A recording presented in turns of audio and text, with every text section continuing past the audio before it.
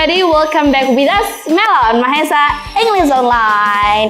Nah, hari ini kita bakal bahas sesuatu yang kayaknya sering bikin orang bingung deh. Misalnya saya punya cerita gini guys. You are in Pare to study English. Dan kalian nih mau fokus banget. So, kalian mau mengakhiri hubungan-hubungan itu, kan mau chat nih si doi. I'm studying in Pare. I stop loving you atau I stop to love you? Mana yang bener ayo? So let's check this out.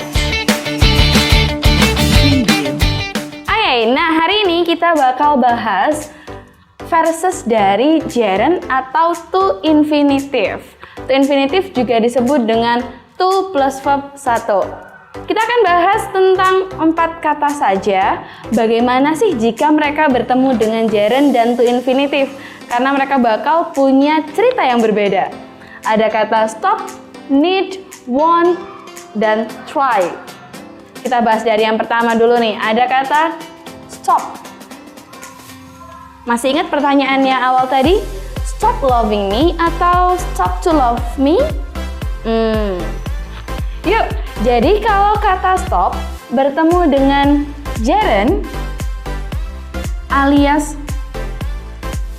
yang bentuknya verb ing, itu berarti kita berhenti melakukan aktivitas tersebut. So, kalau kamu mau bilang berhenti mencintaiku, kita akan bilangnya stop loving me. Seperti ketika kita melarang seseorang untuk merokok, kita akan bilangnya stop smoking. Berarti dia harus berhenti merokok. Akan berbeda cerita kalau kita menggunakan to infinitive. Ketika menggunakan to infinitive, berarti kita berhenti melakukan aktivitas sebelumnya dan melakukan aktivitas yang baru. For example, kau kan bilang stop to love me, berarti kalian harus berhenti belajar dan mulai mencintaiku. Loh, kan katanya minta putus, beda cerita dong. Kalian mau melarang orang merokok tapi malah bilang stop to smoke. Berarti kalian meminta orang tersebut berhenti melakukan kegiatannya yang sebelumnya dan merokok. Malah beda cerita banget ya. Selain itu, ada juga kata try. Try selama ini kita pikir artinya itu hanya berusaha. Nah, ternyata try juga bisa berarti mencoba. Beda dong usaha dan mencoba. Apa sih bedanya? Kalau kita mau bilang mencoba, maka try-nya akan kita pasangkan dengan gerund. I try reading a book. It means saya mencoba membaca buku. Tapi kalau saya mau bilang aku berusaha membaca buku, you try, it means kita akan bilang I try to read a book. Oke. Jadi kalau mau bilang berusaha atau mencoba cukup pakai try. Tapi ingat pasangannya yang mana. Dan 2 kata terakhir kita punya want and need. Want ingin, need butuh. Apa yang terjadi kalau kita menggunakan gerund dan to infinitive setelah mereka? Let's check this. Jika want bertemu gerund, maka dia akan memiliki makna pasif. Maksudnya gimana?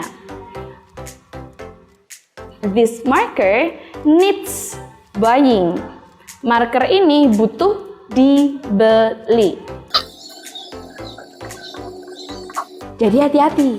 Kalau ternyata kalian mau bilang, aku butuh membeli marker baru, so do not say I need buying. Berarti nanti kalian loh yang dibeli, ayo. Maka terus bilang apa dong kalau aku mau bilang aku butuh membeli. So you just say I need to buy. Sama seperti ingin juga, aku ingin makan.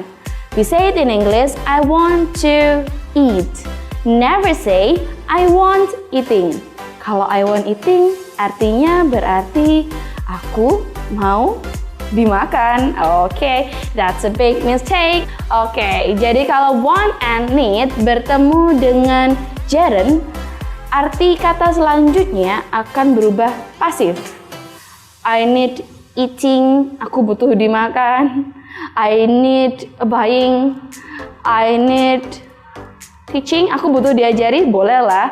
I need loving, aku butuh dicintai. Nah, tapi kalau kalian mau bilang aku butuh melakukan sesuatu, say I need to go, I need to sleep, I need to eat.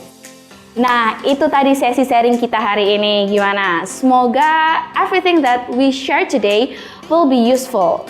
Jangan lupa nih, diingat-ingat apa aja yang udah kita pelajari di episode-episode Melon sebelumnya.